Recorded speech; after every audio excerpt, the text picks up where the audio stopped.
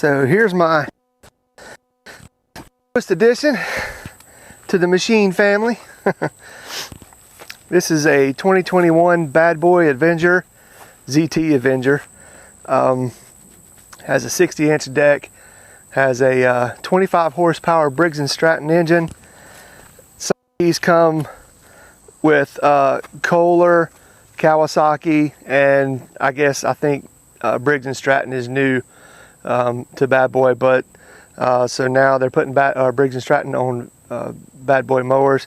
So this one has the Briggs & Stratton engine in it. It has a 25 horsepower engine, and I'm telling you, I really like it so far. I've mowed all this. You can't really see. Let's take a look here.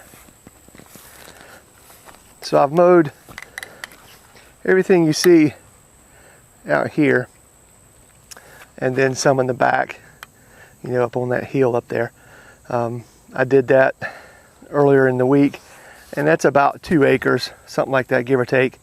Took me a couple hours. I mean, the land here is really rough and bouncy, so I had to go slow in a lot of places.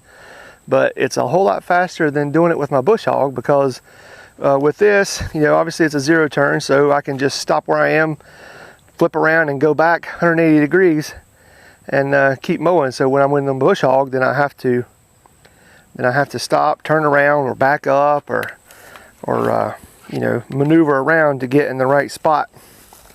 So let's see if we can take a better look. I have the chute flipped up because a lot of this was really thick, and so having it down, it was just wanting to you know, pile up in little windrows. So I threw the chute up, and that helped spread it out a little bit better, and it worked out pretty well. So, but I'll just tell you a little bit about this thing. If you don't already know, like I said, 60-inch deck, has a 5-gallon gasoline tank. Everything is pretty easy to access. You got the oil fill and check right here to the left. The seat flips up, and you can see the pulleys. You can see I already got it dirty. It was nice and shiny about a week ago, but so I got it dirty a little bit. But you can see there's easy access to the pulls. It has some springs. Has some springs under here for the seats. It does not have suspension, but there are some springs underneath the seat, and that helps out. That helps out quite a bit. So it's a pretty good ride, really. Okay, so then underneath the footboard flips up really easily. No tools required for that, and you can access the belts pretty easily. You know, might not be as easy when I'm actually doing a belt change or something, but you know, if you want to look at it, it's pretty easy access. So that's that. I mean, it's got pretty big front tires.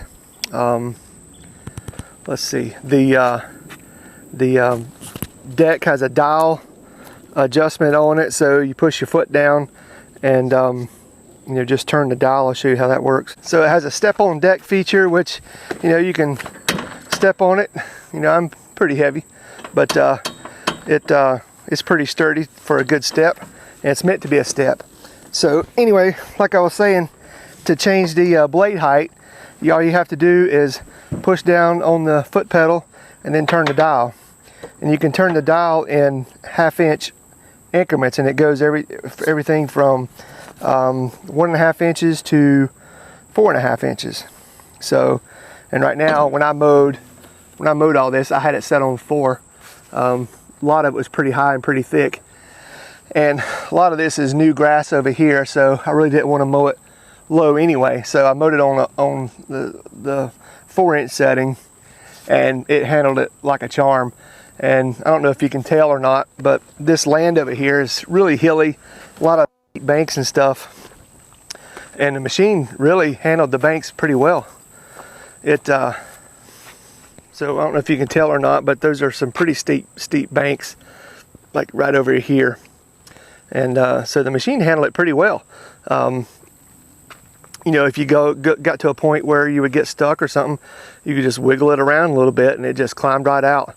And I mean, it did really well. And when I mowed, the grass was pretty wet, but it really handled it pretty well. I'm really impressed with how the power that it had, and the ability, the maneuverability, and the ability to get in and out of ruts and you know, sketchy places where you normally would get stuck. You know, I never did get really stuck. I had some times where the wheels would spin and stuff, but I just wiggled my way out of it, and it did just fine. So I was pretty impressed with it. But anyway, I just wanted to show you what my next piece of equipment turned out to be. I'm gonna do a little bit of mowing. This little patch of grass right here is brand new. This was dirt just about a week or about a month ago, and planted some fescue, even though it's a little bit too early for fescue. But I planted a contractor's mix of tall fescue and some other type of fescue, I can't remember. But and then threw some straw down in it, and it grew pretty well. So coming from just a patch of mud and dirt to this, I'm pretty happy with it. So I've been holding off on trying to mow this, but I'm going to mow this pretty high too, probably 4, maybe 3.5, and just to cut it down, and so maybe it can stimulate some more growth. But so I'll show you how that works. So if you noticed, maybe you haven't noticed yet, do you notice anything that shouldn't be? So there's a tear in the seat, and I didn't realize that. And I got it home, and actually I mowed and did all kinds of messing around with it before I realized it. I'm like, oh crap, did I do that? So thankfully, you know, I took some video while I was at the store, and then when I was pulling it off the trailer, I had some video, and it wasn't great video, but it was enough to show that the seat was torn, you know, before I bought it. So, you know, I'll give kudos to Badboy's warranty department. I called them. So I bought it last week, and I called them yesterday to tell them that my seat was torn, and it was torn, you know, at the store before I bought it. And they said, okay, just send me a picture of it. So I emailed them a picture of the seat, and then they emailed me right back, said, we're going to get a new seat out to you. So I'm pretty impressed with that. They didn't give me any slack or anything. I didn't even have to prove that the tear was done before I bought it, even though that it was. They didn't ask me to prove it. So I'm pretty impressed with that. Anyway, so I'm going to mow this little patch, and you can take a look and watch it work. The key ignition start. The choke is over here on the left. There's a handbrake over here on the left too. And some other models, you know, when I was doing some reviews, some of the other models showed the handbrake way down here. Excuse me, I'm itching. The ant got me. So anyway, the handbrake is over here on the left side. It's really accessible. And then you have the choke here. Here's the button here for the blade engagement. And the hour meter has 3.1 hours on it now. It had 0.9 on it when I bought it. And then the throttle, and that's pretty much it. So let's fire it up, and I'll mow this little patch. If I can remember what I'm doing. Let's see.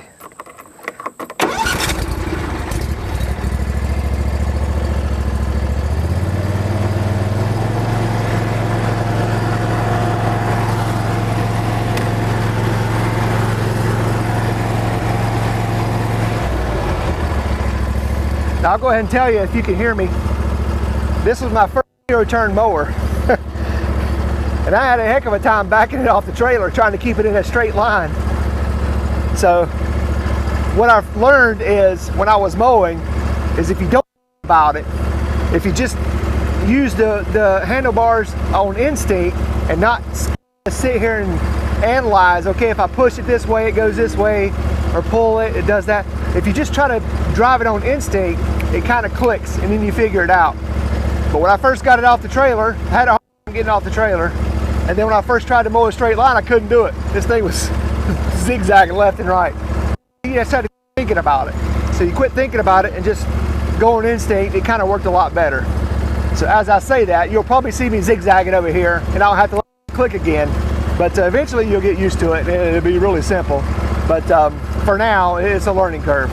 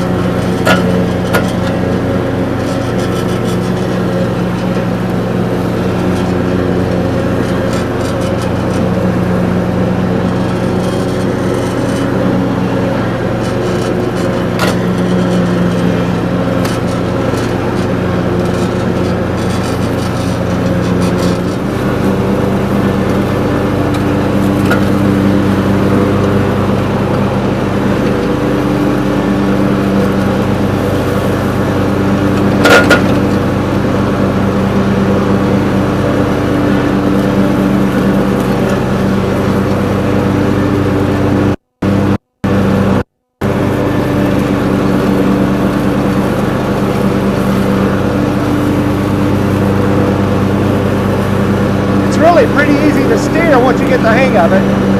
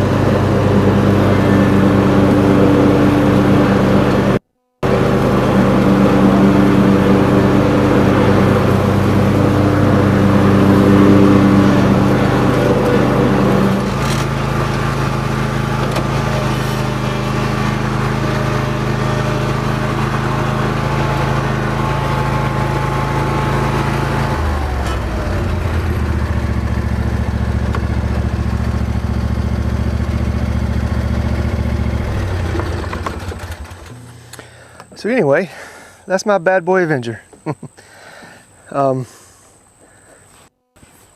You know, it didn't take but a second to mow this little patch over here. Wasn't very big at all, but you know, it's just a handy little lawnmower. I mean, it zips around pretty well. You can get in and out of places. You can really get into tight spots and stuff, but unless you're experienced with a zero turn, which I'm not, you don't want to get around things that you might bump into that might cause damage, because I'll surely do it. I will run into some stuff if given the chance. But anyway, so hopefully, you know, if you're looking for a Badboy, I mean, obviously, you know, they're not sponsored some dude with 350 subscribers, but you know, I paid for this out of my own pocket, needless to say. So you know, and I researched the ones in this area: Toro, Ferris, Cub Cadet. Let's see, what, Husqvarna. There were quite a few others that I kind of went and looked at and researched.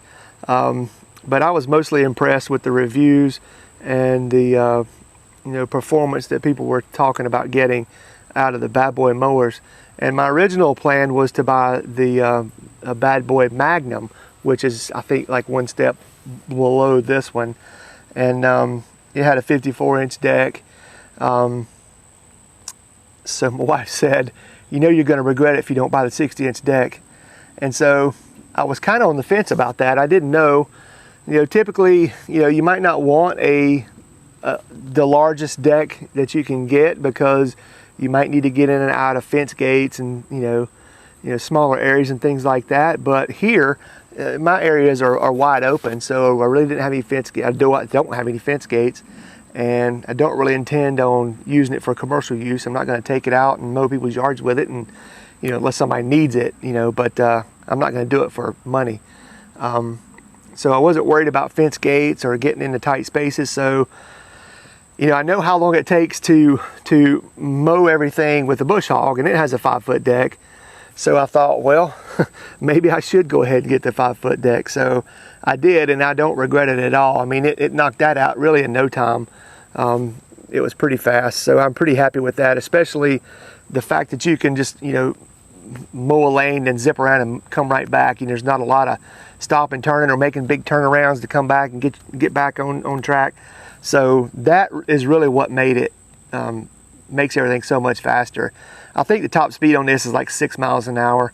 I really doubt I did 6 miles an hour anywhere because it's so bumpy out there. So probably 4, maybe 5 miles an hour at times. But for the most part, I was probably going pretty slow because it's so bumpy. But still, it knocked it out really fast. And the seat was pretty comfortable. It was a good ride. I had my isotunes on, had earplugs and earphones on and radio. And so I was good to go. It was fine. So I'm very happy with it. So anyway, if you're looking at mowers, you know, check out the Badboys. You know, they're pretty good mowers, I think. This is my first zero turn, so nothing to really compare it to. but you know, I'm not really vouching for Badboy, I guess. I mean, just, you know, it's a good mower to me. I mean, I'm happy with it, so I'll just leave it at that. Other videos, most of my videos are tractor videos. We just moved into our new house here, so there's a whole lot going on. Right over here, I'm going to be building a building. I'll show you. So that's going to be my next big project. I kind of got it sort of semi-staked off. Those red flags are where the power's going to go underneath my building. But so that's going to be my next big project. Waiting on the permits now. As soon as the permits get approved, I'm going to take my backhoe and start digging these footers out, and then try to get moving and make some progress on this thing. But anyway, so just wanted to show you my Badboy mower. It's orange, just like my Coyote tractor. That really had no influence on getting this mower. I don't know, maybe subconsciously it did, I don't know. But but anyway, so now I have all kinds of orange equipment out here, and none of it's Kubota. All right, thanks for watching. See you next time.